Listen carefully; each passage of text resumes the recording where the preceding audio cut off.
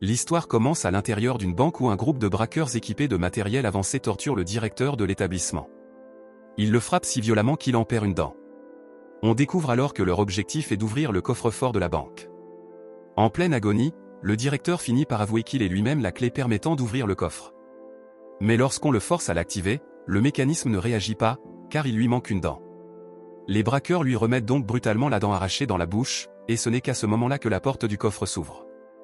Sans perdre une seconde, il se précipite à l'intérieur et vole des centaines de diamants ainsi qu'une clé USB contenant des données essentielles.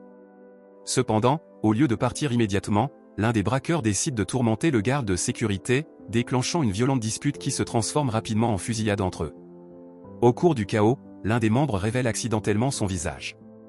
À la surprise générale, la chef est une femme superbe nommée Alexis.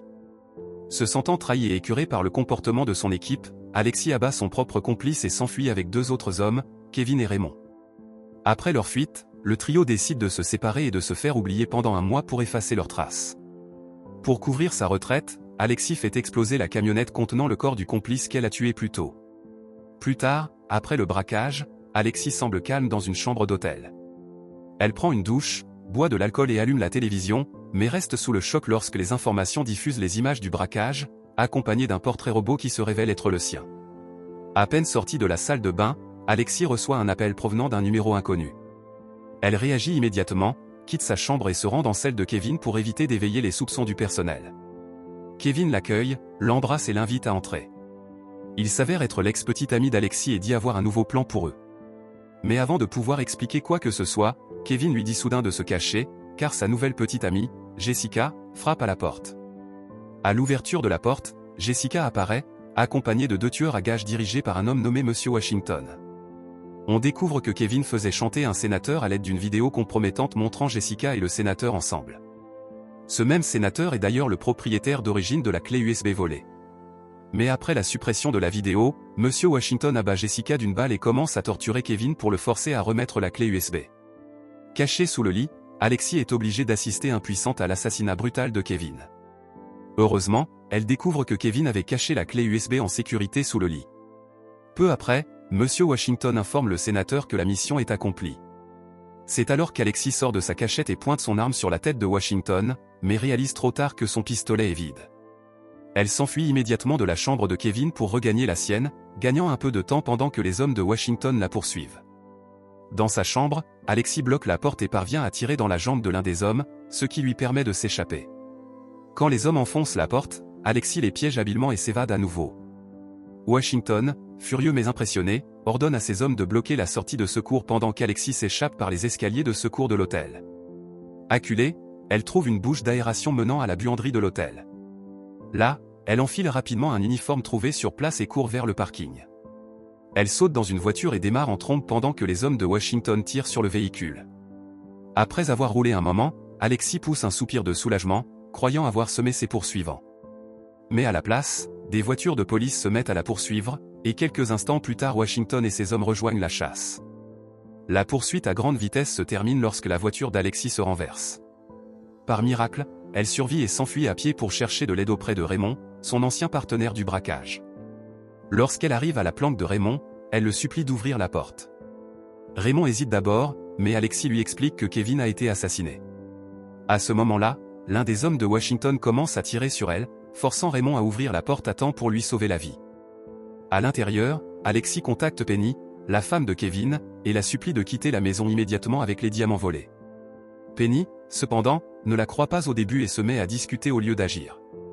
Pendant ce temps, Raymond s'arme et se prépare au combat, allant même jusqu'à placer un tireur embusqué près de la fenêtre. Peu après, Washington et ses hommes prennent d'assaut la planque à la recherche d'Alexis, mais ils ne la trouvent pas. Ailleurs, Penny, toujours hésitante, décide enfin de chercher les diamants et l'argent que Kevin avait cachés. En fouillant, elle brise accidentellement la vitre d'une voiture et glisse les éclats de verre, avec les diamants, dans sa poche. Malheureusement, Washington parvient à retrouver l'adresse de Penny grâce à un appel téléphonique passé plus tôt par Alexis. En trompant Matteo, le fils de Penny, Washington découvre l'endroit exact. Quelques instants plus tard, alors que Penny tente de fuir avec Matteo, elle est interceptée par Washington et ses hommes. Ils passent Penny à tabac et volent les diamants. Washington ordonne ensuite à ses hommes de tuer Penny et Matteo. Dans un moment de tension, l'un des hommes tente de s'en prendre à Penny, mais Matteo réussit à s'échapper. Soudain, Alexis surgit de nulle part, maîtrise les hommes de Washington et sauve Matteo. Pendant ce temps, une Penny encore sonnée reprend conscience et lutte contre un autre homme de Washington qui tente de la blesser. Celui-ci devient méfiant lorsque son partenaire ne revient pas. Alors qu'Alexis s'apprête à tendre une embuscade, elle est surprise et attaquée la première. Un combat brutal éclate, et Alexis est presque vaincu. Heureusement, Penny la sauve en frappant l'assaillant à la tête avec le jouet de son enfant, l'assommant net. Les deux femmes ressentent enfin un bref moment de sécurité, mais ce répit ne dure pas longtemps lorsqu'elles découvrent que la clé USB qu'elles essayaient d'ouvrir a été localisée, mettant Alexis en danger encore plus grand. Alexis commence à élaborer un plan pour arrêter Washington et ses hommes afin d'assurer la sécurité d'elle-même, de Penny et du fils de Penny. Pendant ce temps, Washington reçoit un appel du sénateur, qui exprime son mécontentement face au manque de progrès. Malgré la proposition du sénateur d'envoyer du renfort, Washington refuse toute aide extérieure. Peu après, Washington reçoit un appel d'Alexis, qui le provoque et le défie délibérément. Craignant d'être repéré, Washington et ses hommes décident de quitter l'hôtel en emportant les corps de Kevin et de Jessica. Sans qu'ils le sachent, Alexis a déjà suivi leurs traces et les suit jusqu'à un vieil entrepôt. Là, elle élimine rapidement l'un des hommes blessés de Washington, profitant de la courte occasion pour récupérer la tête tranchée de Jessica comme preuve. Peu après, Washington arrive sur place avec l'intention de brûler les corps de Kevin et Jessica afin de détruire toute preuve de leur crime. Juste avant qu'il ne mette son plan à exécution, il reçoit un nouvel appel d'Alexis, qui menace cette fois de tuer l'un de ses hommes s'il ne rend pas les diamants volés. Washington fait semblant d'accepter tout en essayant secrètement de localiser Alexis. Cependant, lorsqu'il arrive à l'endroit indiqué, il ne trouve que le cadavre de son subalterne et une bombe prête à exploser. Heureusement, Washington et son équipe parviennent à s'échapper juste avant l'explosion. Frustré par l'ingéniosité d'Alexis, Washington grimpe au sommet du bâtiment, crie et tente de l'attirer en lui montrant un sac rempli de diamants. Alexis apparaît derrière lui et manque de peu de le pousser dans le vide. À ce moment précis, l'un des hommes de Washington la frappe à la tête, la rendant inconsciente. Un peu plus tard, Alexis se réveille attaché à une chaise, tandis que Washington et ses hommes se préparent à la torturer.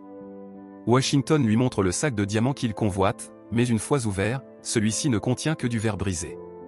On découvre alors que Penny avait échangé les diamants contre des éclats de verre plus tôt lors de sa fuite. Se sentant dupé, Washington menace Alexis et tente de la forcer à révéler l'emplacement de la clé USB. Malgré les menaces horribles, Alexis refuse de parler. Washington continue de la torturer, lui brisant presque la jambe, mais Alexis reste silencieuse, ce qui lui vaut malgré lui un certain respect. Il sait qu'Alexis est une ancienne membre des forces spéciales américaines, dotée de compétences d'infiltration très avancées. Pourtant, dans son passé, elle a vécu un drame, elle a accidentellement tué une famille innocente.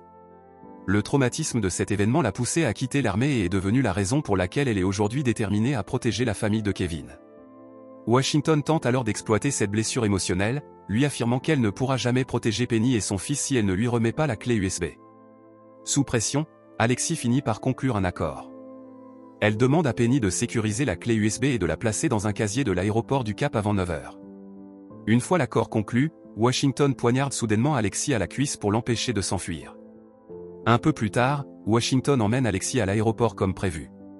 Sur place, une femme la bouscule volontairement et glisse discrètement dans sa main une clé du casier numéro 814, où la clé USB est réellement cachée sans que Washington ne le sache. Cette femme se révèle être Penny. Alexis remet ensuite la clé à Washington, mais celui-ci reste méfiant et la force à ouvrir elle-même le casier.